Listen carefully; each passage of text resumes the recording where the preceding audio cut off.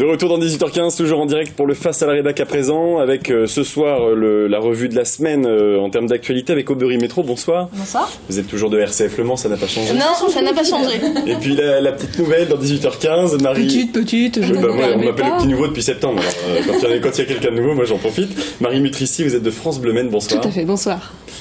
On parle de quoi ce soir? On va parler de plein de choses si on a le temps. On évoque en tout cas le destin contrarié de Premier ministre pour Stéphane Le Foll, les grèves annoncées par la SNCF, notamment sur le réseau TER, et si on a le temps, la fin de saison du Mans FC. Alors Stéphane Le Foll, mesdames, pas Premier ministre. Il était pressenti par la presse sartoise, mais est-ce que c'était plus une envie finalement des journalistes et des médias locaux que de voir notre ministre de l'Agriculture porte-parole François Fillon et voilà, c'est ça, porte-parole du gouvernement Premier ministre. Cela dit, ça se tenait parce que dans le contexte, c'est vrai que c'était un peu surprenant d'enlever le ministre de l'Intérieur de son poste. On est quand même en état d'urgence, on nous dit quasiment chaque semaine qu'il y a des menaces d'attentats.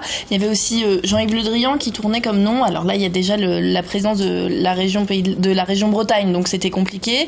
Et puis après, il y avait aussi ce coup de poker de communication qui aurait pu être fait de mettre une femme première ministre pour rester entre guillemets dans l'histoire. Et puis il y avait Stéphane Le Foll, le fidèle des fidèles avec Michel Sapin. Ça se tenait, c'était pas qu'une envie sartoise, je pense que ça se tenait. Et effectivement, lui aussi avait dit d'ailleurs lundi sur France Info que si on lui demandait, il ne refuserait pas. Donc c'est que l'idée n'était pas complètement absurde. Il n'a pas fermé la porte, effectivement. Il s'est exprimé dans les médias. Peut-être qu'il aurait secrètement eu envie d'aller un petit peu plus loin et de voir comment il pouvait gérer cette fonction, mais malgré tout on se pose la question là à l'heure actuelle, 5 mois avant finalement les futures présidentielles, de l'avenir politique de Stéphane Le Foll. Ira pas aux législatives, pourquoi pas à la mairie du Mans, certains le disent. Qu'en pensez-vous, Marie Mutrici?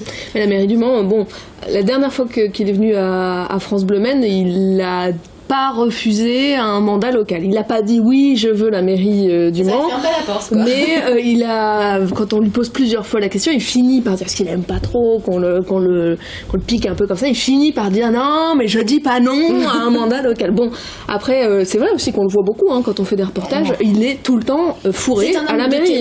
C'est un homme de territoire local, on peut pas lui reprocher effectivement de ne pas être ancré dans sa localité, très clairement. Peut-être un peu trop d'ailleurs, parce que si on regarde, je remontais les mails de communication cet après-midi, ça fait 4 week-ends qui est littéralement en Sarthe. Tous les vendredis après-midi ou tous les vendredis matin, il a une visite.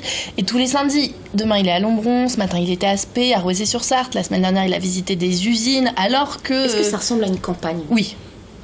Moi je pense que oui. La 4e circonscription. Oui.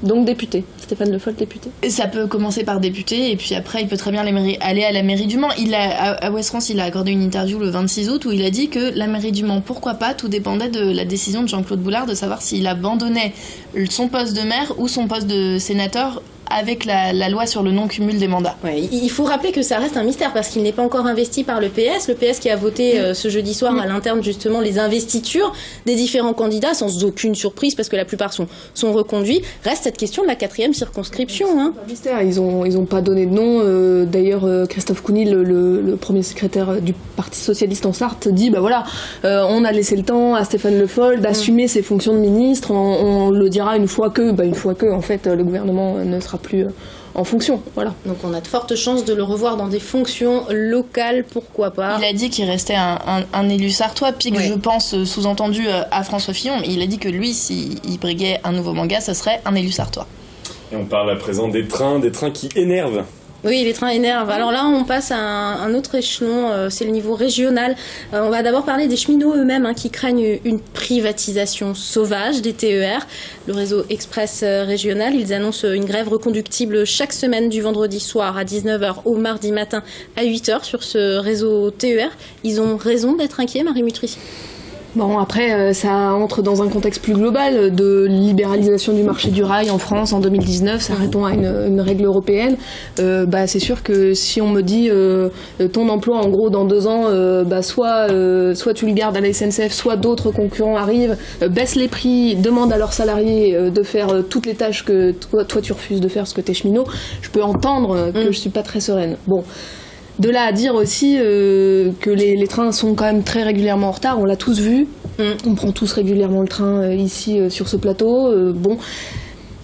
C'est dommage que le TER fonctionne pas mieux. C'est un train qui a son public, surtout en Sarthe, qui dessert des gares qui fonctionnent bien. Donc ce serait bien que le TER soit un train performant, quoi. Cette grève est justifiée selon vous, qui n'est pas non plus une grève massive. Il y aura des TER, on peut rassurer quand même le public, mais ça peut gêner. Il y aura 6 TER sur 10 en moyenne. Les prévisions de la SNCF. Justifié, oui, en prévention, entre guillemets. Après, le budget, il est voté à partir de la semaine prochaine à la région. On en saura plus. C'est 150 millions d'euros le budget des TER sur le budget de la région. Ils veulent faire des économies. Bruno Retailleau le dit à tout va. Les présidents de la région, parce que c'est bien contre Bruno Retailleau que s'élèvent réellement les syndicats et sa politique finalement libérale en prévision de 2023. Assumé dans son programme. Il l'avait dit dès le départ. C'était pas caché. Dès le départ, il avait dit qu'il ouvrirait sûrement à la concurrence, notamment en s'inspirant du marché allemand. Là où on peut se poser la question, c'est que sur les rails, il y a aussi Keolis qui est en charge des transports publics à Angers. Déjà, c'est un des prestataires qui pourrait se positionner sur ce marché. Un dernier mot rapide sur les usagers des TGV, cette fois-ci avec un collectif nommé Adala, collectif d'usagers qui, là, pour le coup, prennent les choses en main et font un petit peu la grève à la fois du billet, bloquent des places quand ils ne les utilisent pas et puis font des manifestations. Là aussi, on entend la colère des usagers qui en ont ras-le-bol des retards et d'être pris en otage. Mais c'est malin en plus parce que les gens qui prennent le TGV au Mans, c'est des gens qui vont travailler. On sait qu'il y a beaucoup de gens qui habitent au Mans, qui payent quand même un forfait annuel qui est quand même à 500 €. C'est pas non plus gratuit, quoi. Absolument. Et quand ils disent à la SNCF, écoutez, c'est vrai qu'au bout du 10e retard en un mois, j'aimerais bien être remboursé et surtout j'aimerais avoir un train à l'heure, et que la SNCF dit je m'en fiche, c'est difficilement entendable. Je trouve ça bien qu'ils prennent des mesures symboliques. Aujourd'hui, la SNCF s'engage à rembourser au bout d'une demi-heure de retard. Oui, mais c'est tout nouveau, ça aussi. Une demi-heure, certes, mais là, d'après ce qu'on disait dans les témoignages des usagers, c'est un coût de 20 minutes par-ci, 20 minutes par-là. C'est pas cumulable. Non, c'est pas cumulable, mais c'est surtout que derrière, il y a des employés qui arrivent en retard au travail, qui arrivent en retard en réunion. C'est la récurrence, effectivement, voilà. La fatigue récurrente. Pour des tarifs, pour ceux qui n'ont pas d'abonnement, pour des tarifs quand même très chers. Quand on prend le train au Mans jusqu'à Paris, on paye presque aussi cher que des gens qui viennent de Nantes. Et rapidement, parce qu'il nous reste très peu de temps, ce samedi à 18h, c'est le dernier match de la saison contre Avranches. Oui, pour le Mans FC, on parle de foot, mais en fait, j'ai pas forcément envie de parler de foot et de résultats sportifs réellement avec vous, parce que finalement, la saison n'est pas tout à fait finie. On est plus là sur la question du pari qu'avait fait le Mans FC en début de saison, de dire on va jouer au MM Arena et on va faire venir le public. Est-ce que le public est au rendez-vous, Marie Nutrici ? C'est compliqué, dans un stade de 25 000 places, une équipe de CFA2, des adversaires pas forcément très enthousiasmants. En plus, en Coupe de France, on n'a pas eu pour l'instant, on s'est arrêté au moment où on aurait pu ensuite avoir des adversaires intéressants. Bon, on a vu pour le match des filles de l'équipe de France contre l'Espagne, là il y a au-dessus de 10 000 personnes qui viennent. Mais on est sur l'équipe de France contre l'équipe d'Espagne. Après, ce stade il existe, pourquoi ne pas envisager des partenariats, pourquoi pas faire venir un peu de rugby par exemple, faire venir d'autres équipes. Après tout, de toute façon l'équipement sportif on va pas le détruire. Donc, la nouvelle directrice est un petit peu gênée aux entournures quand les différents journalistes, les différentes rédactions lui posent des questions sur mais vous allez mettre quoi là-dedans. Ils sont en train de travailler mais ça paraît pas simple. Non, parce que c'est trop grand pour les matchs de foot, trop petit pour les gros événements, trop petit pour les gros concerts. C'est compliqué. Ça n'est pas un dôme. Il y a toujours le risque de pluie. Des intempéries avec le concert de Johnny Hallyday qui a été annulé effectivement. Drame. Oui, quand même. Donc pour l'instant, ils servent d'hôtel pendant les 24 heures, ça c'est. Et puis il héberge des salons, alors le salon de l'économie sociale et solidaire, mais c'est bien, pourquoi pas, mais c'est pas la vocation d'un stade. Voilà, peut-être aller chercher d'autres équipes dans les pays de la Loire, pourquoi pas. Donc pour l'instant, ça n'a pas convaincu. Merci beaucoup, mesdames, d'être venues sur notre plateau.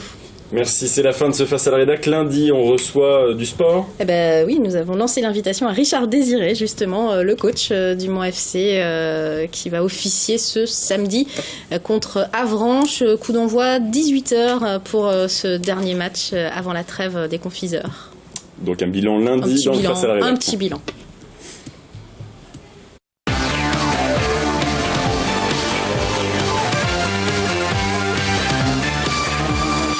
Et c'est bientôt la fin de cette émission, mais avant de se quitter, coup d'œil sur votre week-end sur LMTV. Samedi à 19h, vous avez rendez-vous avec les voyages d'Antoine. Cette semaine, il vous fait découvrir la Nouvelle-Zélande. Et puis dimanche à 18h30, un documentaire. Dernière balade avec François de Didier Gobert. Ce François, c'est François Cavana, le fondateur de Harakiri, puis de Charlie Hebdo. Et enfin à 19h30, votre magazine Terre de France, présenté par Jacques Legros. Voilà, c'est la fin de cette émission. Tout de suite, c'est Y'a plus qu'à. Nous, on se retrouve lundi à et pour 18h15. Excellente soirée. Et cette fois-ci, contrairement à ce que j'ai pu dire par ailleurs mercredi, très bon week-end. À lundi.